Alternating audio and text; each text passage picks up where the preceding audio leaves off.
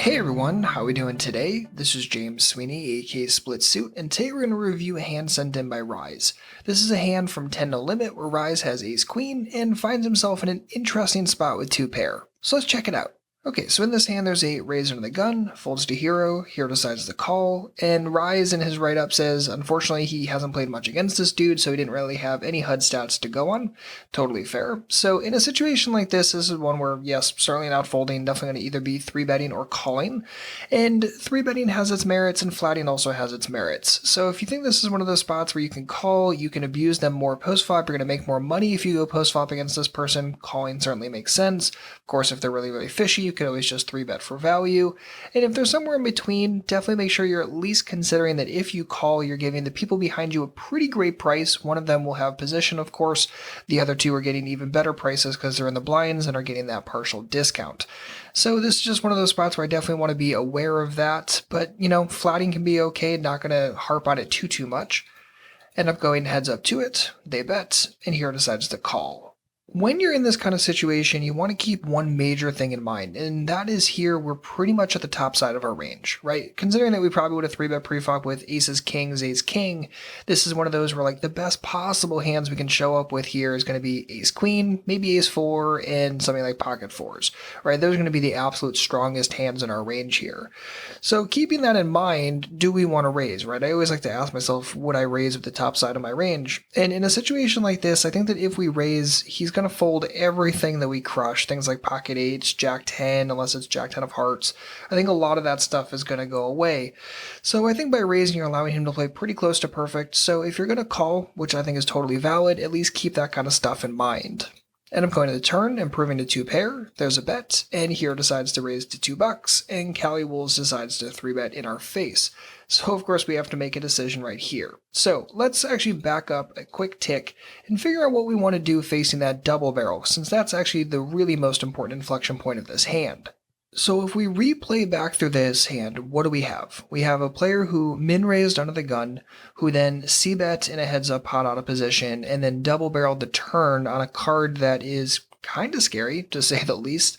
So let's think about the kind of possible hands they can have here, right? They can probably have jack 10, but if it's jack 10, it's probably only going to be jack 10 suited, so let's just put in the 4 combos of that. They can definitely have strong stuff like set of aces, set of kings, set of queens, although there aren't a ton of combos of the ace or queen of that one. And he can probably have pocket 4s, blah, blah, blah, and he can definitely have some 2 pairs. Now, all the 2 pairs are going to chop us or beat us, right? Ace king beats us, ace queen chops with us.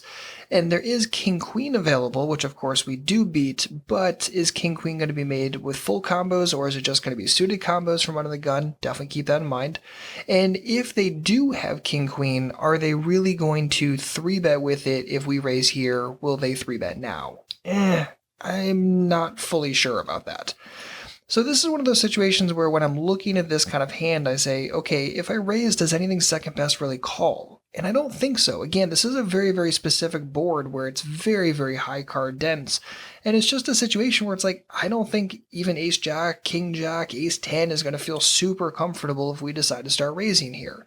So this is one where I'd probably actually just call here, induce him to continue bluffing the times that he wants to, make sure that I don't get my butt handed to me the times he happens to have a set, and not raise and allow him to play totally close to perfect, especially if I'm not raising very many other hands here as well.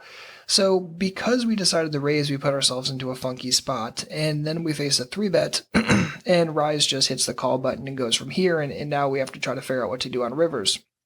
But the issue here is that when you call, you're getting a great price on every single river, right? There's $7 effective back, there's 12, 13-ish in the pot right now. This is just the kind of situation where like you're setting yourself up to get it all in, and is that really exactly what you want to do?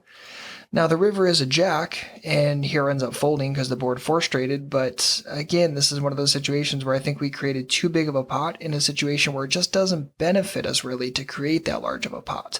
And thinking about the river for a moment, I mean, yes, thinking about how the rest of the hand played out, and then all of a sudden he decides to bet 420 on that river, I don't think we're looking at a tremendous amount of 10x. If it is, I think it's like exactly jack 10. I don't think that he, 3-bet the flop with pocket 10s or king 10 or anything like that.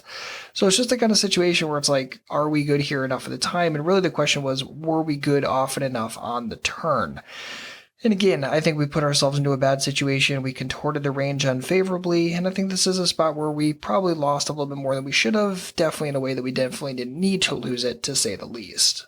So Rise, thank you very much for the great hand. If you or anyone else has a poker hand you'd like me to review in a video, feel free to send it to me directly at splitsuit.com/send, or you can always ask me a poker question at splitsuit.com/ask. If you enjoyed this video, please make sure to like and subscribe. If you have any questions or thoughts on this hand, feel free to drop a comment. Otherwise, I'll see you back next week with a brand new video, and in the meantime, good luck out there and happy grinding.